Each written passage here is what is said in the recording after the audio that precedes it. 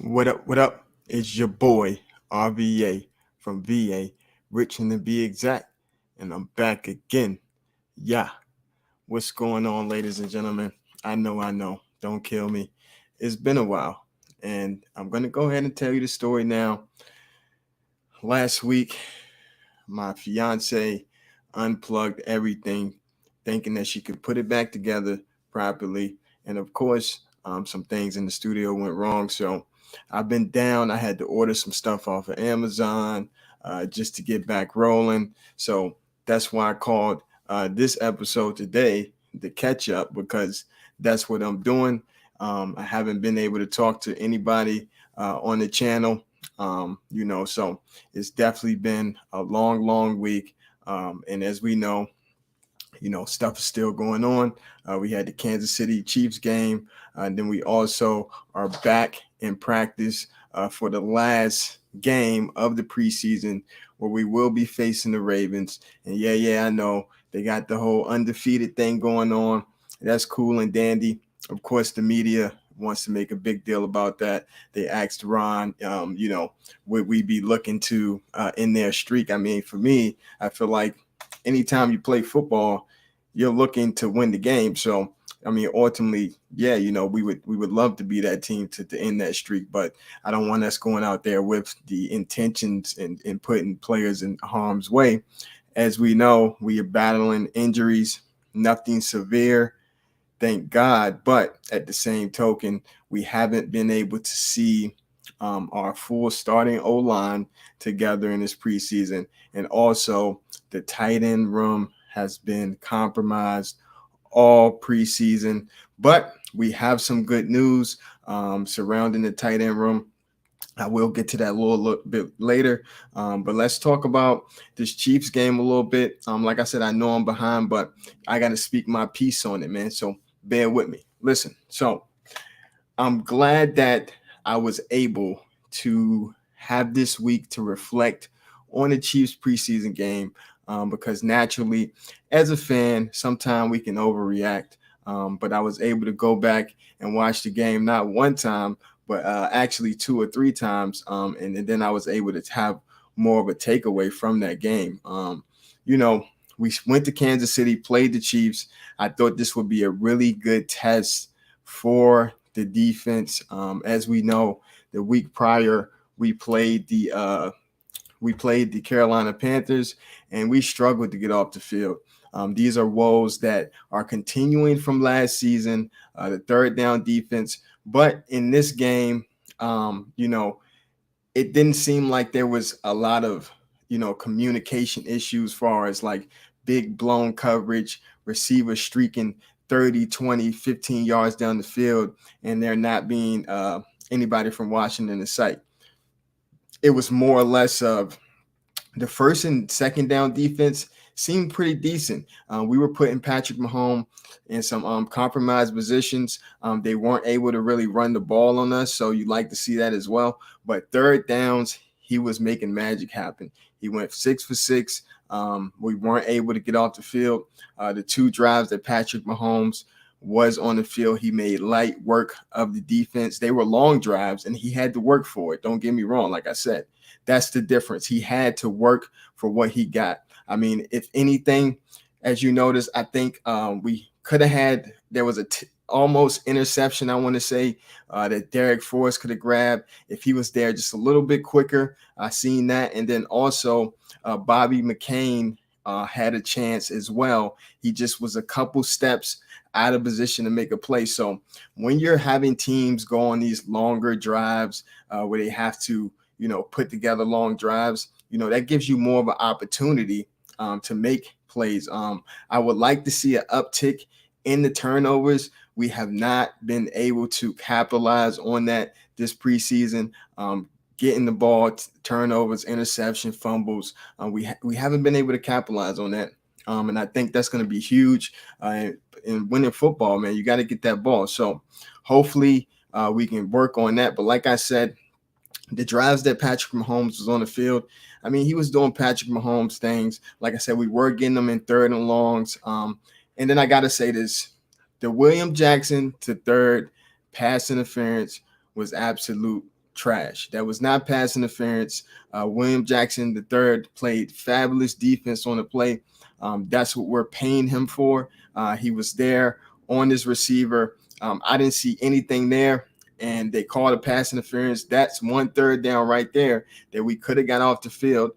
Good thing that they were flagged for holding on the play on the offense, so we were able to keep them in another 3rd down. But the issue with that is they converted. Like I said, Patrick Mahomes, he can extend plays with his feet, with his eyes still down the field. And the thing with his receivers are, we're seeing now that he doesn't even have Tyreek Hill, his receivers still know to don't die on the play. Patrick Mahomes has the ability to continue and prolong these plays and be able to get wide receivers open that, the route's already over. They're coming back to the ball. They're finding the space in the defense. And, we primarily play zone here. So they were eating us up in that aspect. You got to, salute those guys over there. That one tight end they had, he had 2 touchdowns. Cam Curl, he struggled a little bit. Hopefully, like I said, I don't want to harp on this too much. It's preseason. We know he's a dog. So he struggled a little bit. He did, get scored on, and then he got hit over the top as well. Like I said, Patrick Mahomes, man, with a flick of the wrist, he's throwing that ball, and it's over the top. And you could be playing great coverage for 3-4 seconds, but it's really hard, to maintain that coverage, for more than 3 or 4 seconds, especially in NFL. So, like I said, they went out there, they handled business on our defense. Now, our offense, for me, I'm kind of in between on this because I would have liked for us to be able to put points on the board. We weren't able to do that. That last possession that the starters were out there, Carson Wentz took a sack. I'm not going to kill him for that. He was trying to extend the play. I think he had if I'm not mistaken, I think Antonio Gibson was over there in the flats. And he was trying to get it over there to him, but instead he went right first, and then he tried to circle back and go left. The rookie edge rusher from the Chiefs was getting blocked by Amari Rodgers, and then also Sam Cosmi tried to come over and help, but it was too late at that point. They got to Carson Wentz, so we weren't able to capitalize on that drive. But there was some good things that I did see from the offense.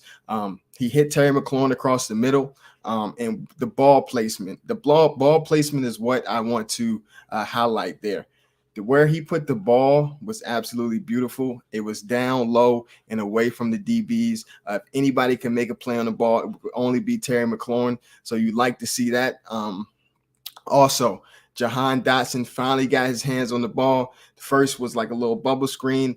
You see the yak after the catch. The guy, like I said, he can make plays with the ball in his hands. He was able to catch the ball and get more yards after the catch. And then also, he stayed in there a little bit longer in the game, and he was able to have another catch that was pretty good as well. So this offense is trending up. Also, Curtis Samuel, it looks like he's going to be in great form. We're heading into the regular season. Knock on wood. Right now, he seems to be hitting the stride. They're trying to implement him. Carson Wentz tried another one of those deep balls. Last time it was to Amari Rodgers. This time he tries to hit Curtis Samuel, who was a shorter receiver, wasn't able to connect on that. So they're not taking a lot of shots downfield. Speaking of the starting offense, but they have taken 2 shots. We just haven't been able to connect on that. And like I said, you would like to think with the tight end position that that's somebody like that from the ilk of like Logan Thomas or even the rookie Cole Turner, who we haven't even been able to see in the preseason due to his soft tissue injury. So that's another thing that is really disappointing not to see, because as I brought up before, a lot of the things that the rookies always specify is the speed of the game. That's the biggest adjustment. You would have liked to have him out there in some preseason action so he can adjust. I think he's going to be huge for us in the red zone. And you want to get your young guys out there, live bullets. There's nothing like it. Practice is great, but at the same time, when you get between those lines, you're in that stadium. You're playing competition, guys that don't know you, don't care about your well-being in a sense, because, they're looking at you as the enemy, as the ops, you know what I'm saying? They're going to bring it. So you would have liked to have been able to see that. John Bates as well. It's just been really, really, really bad for this tight end room, man. And I'm expecting a lot from the tight ends, but like I said, we just been hit with, knick-knack injuries. Logan Thomas coming off of the ACL injury from the dirty hit from when we played the Raiders last season. So right now, I do want to give props to Amari Rodgers. He stepped up, and even the guy Eli Wolf.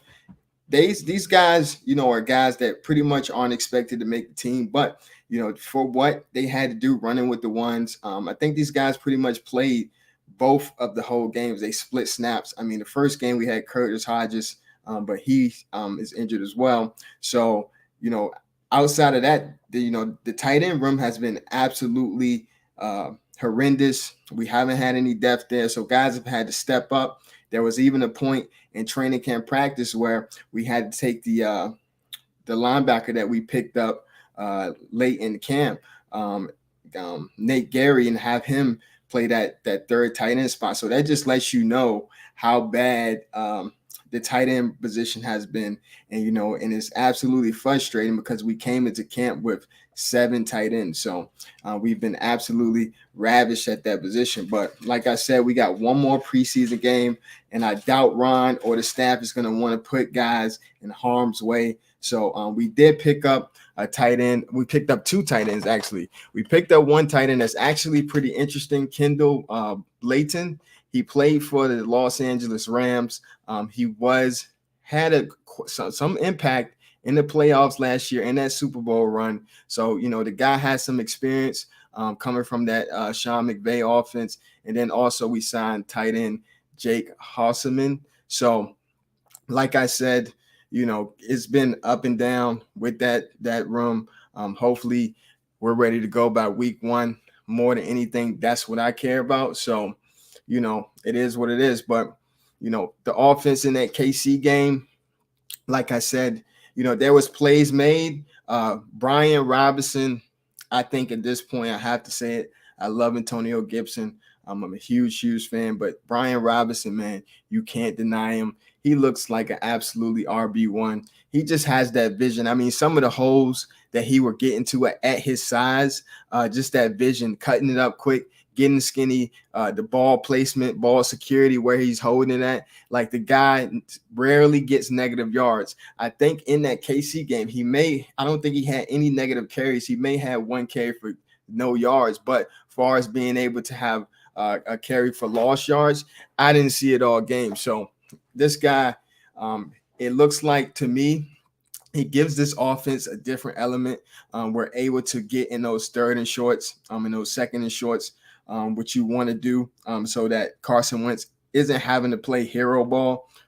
With Antonio Gibson, a lot of times it can be hit or miss. He makes a play, but sometimes, he doesn't hit that hole quick enough, or his vision, he misses the hole. And then next thing you know, we're in a third and long position. And, with Brian Robinson, like I said, for the most part, he's getting positive gains. So I think he's pretty much solidified, but I'm not mad at it due to the fact of, I was saying this, and like I said, I didn't get to do a video, so I didn't get to express this with you guys. But from the jump, when I seen Antonio Gibson on kickoff return, and then starting to hear how Ron Rivera was talking, I'm thinking to myself, are they trying to shape Antonio Gibson into a Cordell Patterson role? We know who Cordell Patterson is. We had to play Atlanta last year. We know what he did to us. The guy is a weapon. That's just what he is. Kickoff returns, out of the backfield, line up at receiver. Antonio Gibson, a natural receiver with running back size. He fits the profile. Ron Rivera specifies wanting to get him in space. As we seen from the Kansas City game, when he was in space, he made a catch across the middle. He was able to turn it upfield, break a tackle or 2. You like to see that, with the ball in his hand, he can be dynamic in space. So hopefully we can, Scott Turner can really get in his bag and really expand on that whole experiment with Antonio Gibson. And it looks like Brian Robinson will be that bell cow, the guy that, like I said, keeps us ahead of the downs and yards and stuff like that. So I'm not mad at it by any means. And then we know we got the assassin JD McKissick. So this room can shape up to be pretty decent. Like I said, a lot of guys got to give a shout out to John Masco, as I've been doing. A lot of these offensive linemen have been stepping up. It doesn't matter who he puts out there. These guys have been performing all preseason. And I got to say this because I always give this guy a hard time. Sadiq Charles, in this Kansas City game, he did a pretty decent job. Ron Rivera has been speaking about Sadiq Charles' growth and how he's had to learn 3 different positions. He's even been playing some center. So he said that bodes well from him in the future. So hopefully, the big thing with him just been his health. And then last year, he did have some struggles when he was out there as well. So it's good to see that it looks like he's finally getting his footing. Like I said, I got to bring him up because I'm always giving him a hard time. So it seems like he's starting to catch, his stride. Also, Andrew Norwell and Trey Turner. Andrew Norwell is back practicing, and then Trey Turner, he's closer to team activities. You like to see that, our 2 starting guards, both new to the team. But the one good thing is these guys have experience with this staff. So, the actual terminology and stuff like that isn't new to them. It's just that they haven't been together, getting live reps. So hopefully we can get Trey Turner out there. Like I said, he's a vet. You want to be able to get him acclimated to make sure this offensive line is solidified while we go into the regular season. Brian Robinson speaks also in his presser the other day about how, there's still more meat on the bone. You like to hear that. This guy's absolutely hungry. So, Brian Robinson, man, I'm expecting big things from him this year. Ron Rivera has spoken about Antonio Gibson. He is expected to be doing more of the kickoff return duties. It seems like they're talking to like he may be the actual starting kickoff return guy. I would be surprised to see that, but hey, like I said, however you can get the ball in his hand, I think that's what they're trying to do with him. So we like to see that. We'll see how that fares, and hopefully, he can hold on to the ball when he's in space, because like I said, I mean, even when you're in space, you're running, like I said, he's a receiver, that receiver mindset. So the ball's, a little more out there. So hopefully he's able to hold on the ball and be able to secure it on kickoff and punt returns. Scott Turner is going to be calling the plays from the sideline this year. That is huge. He's, as we know, he's always been in the booth. So him on the sideline calling plays, he has direct communication with Carson Wentz. So it seems like he likes what he has with Wentz. It seems like that relationship is really growing, and he will be on the sideline this year calling plays. So he will no longer be in the booth. We shall see how that goes. Also, so it seems like from what I've seen, James Smith-Williams and Casey Toohill, it looks like, these guys are going to be splitting snaps in place of Chase Young. Chase Young was placed on the PUP list, so that means he will miss 4 games at least of the regular season. I pretty much figured that would be the case, but now, it's just pretty much at this point, we all know what it is. There's no more speculating. Now the question is just what game will he be coming back? So we shall see what happens with that. While I'm talking about that, also center Tyler Lawson was placed on the injured reserve. And then as well, the team released wide receiver Kelvin Harmon and also tackle Rashad Hill. And then as well, Samus Reyes is no longer with the team. That project is done. So Kelvin Harmon, man, listen, when he first came here, we seen a spark from him. Unfortunately, he got injured, and also this regime, he was not their guy. He did not select them. That was the last regime. So being that he got injured, you hate to see it, but like I said, he's not their guy. And There's a lot of talent in this wide receiver room now. Even, man, I got to shout out Cam Sims, who's actually in concussion protocol right now. Cam Sims, man, that catch he made to come back after Taylor Heineke just laid him out the dry across the middle. I've seen Taylor Heineke do this in multiple games now. It's starting to get a little ridiculous. He's just laying guys out there, across the middle, and guys getting absolutely lit up. But Cam Sims comes back 2 plays later. Taylor Heineke surprisingly throws a beautiful ball, and Cam Sims comes down with it in the end zone. They got to get this man more involved. I did a video on him a couple months ago talking about the possibilities with him and Carson Wentz. That big body, man. I mean, some of these passes that we're throwing to Curtis Samuel on the outside, like some of that stuff could be going to Cam Sims. Just a bigger body, big frame. We see the catch he made on the Cowboys corner last year in the end zone. So, like I said, Trayvon Diggs. So, like I said, some of these big jump ball stuff, I think Cam Sims, they need to go ahead and get him more involved.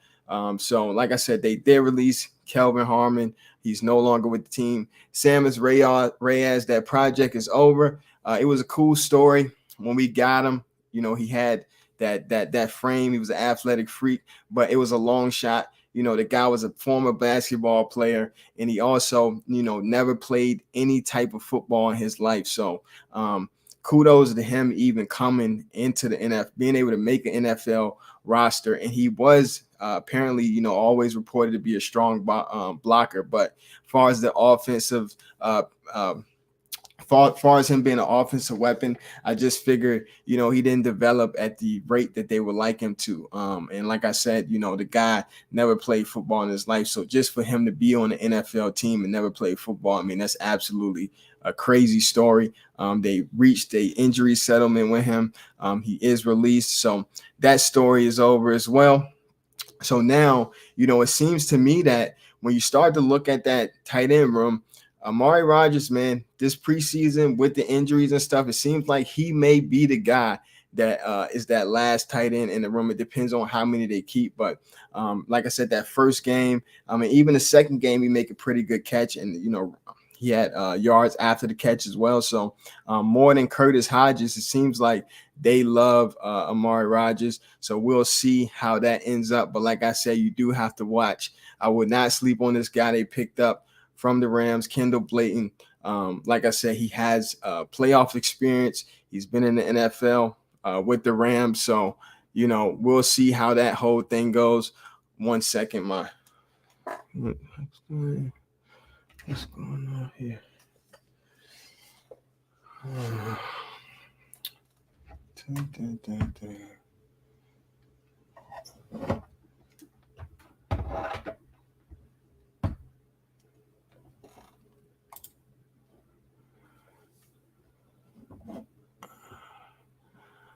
Sorry about that. So, like I'm saying, also, so like I said, I'm not going to sleep on that guy, but I want to bring this up as well from that KC game. It seems like in that game, like I said, the DBs and the linebackers, they were having to cover longer than you would like. But I noticed Jamin Davis, fans have been giving this guy a hard time. He seemed to be looking pretty good in coverage. And actually Cole Holcomb seemed to be struggling a little bit. So you like to see that this young fella is actually starting to gain confidence in himself, and he's actually showing on tape, like I said, in coverage, being glued to his guy. Also, Derek Forrest, it looks like this team is trying to, actually have this guy be a big part of this defense this year. Like I said, he was pretty close to an interception. Patrick Mahomes had to get rid of it, and he tries to dump it. The tight end, I think Travis Kelce falls down. I mean, that ball is literally almost right there. And those are the type of plays we need. We need those turnovers. So, he was right there. So he looks like he's growing confidence as well. So you like to see that. Washington has brung Wes Martin back. As you know, we drafted him and we had him on the practice squad, but another team picked him up. But now he's been waived and he's back here in Washington. So just another depth piece. We'll see how it goes. Most likely he'll end up on the practice squad. The big news, Logan Thomas, thank God, Logan Thomas is looking to make progress. I don't want to get too excited. He only was involved in 7-on-7s. But that's big progress. He's still wearing that brace on his knee, but from the reports I've seen, it doesn't look to be hindering him at all. So we'll see if we're able to get him back by week 1. Like I said, the tight end position right now, we need bodies, man, and we need, our guys there. So we shall see if we're able to get him back by week 1. So I'm gonna wrap it up with this. Listen, so we got the last game with the Ravens. This is huge for a lot of these bottom of the roster guys that are going to try to make this team.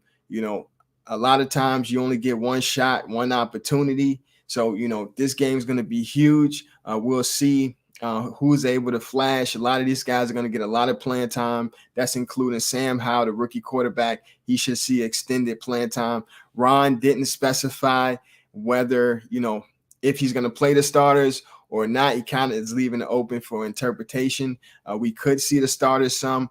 For me, I don't know. Like, if you're going to put him out there, I will put him out there for a drive. I wouldn't go anything over that. Like I said, we want to get to the finish line with as many bodies as possible. The biggest takeaways from these preseason games is the health of the team, because what matters is the 17 games we got to play once we see Jacksonville week 1 at FedEx Field. So I don't want to expose our guys too much, especially with us just being able to get some of these guys back, as far as, especially at the O-line position. At this point, it is what it is. I want to see these young guys get an opportunity. Hopefully they take advantage of it. We shall see. So like I said, missed you guys. I was gone for a week, had some stuff going on with the studio, had to order some things. So I just wanted to come up here and, do a little live video and kind of do a whole big recap from the Chiefs game to the practices now and where we're at. But like I said, we're headed to play the Ravens on Saturday. I will be tuned in, and I will be doing a video after that game. So it's your boy, RVA from VA, Richmond to be exact. Peace.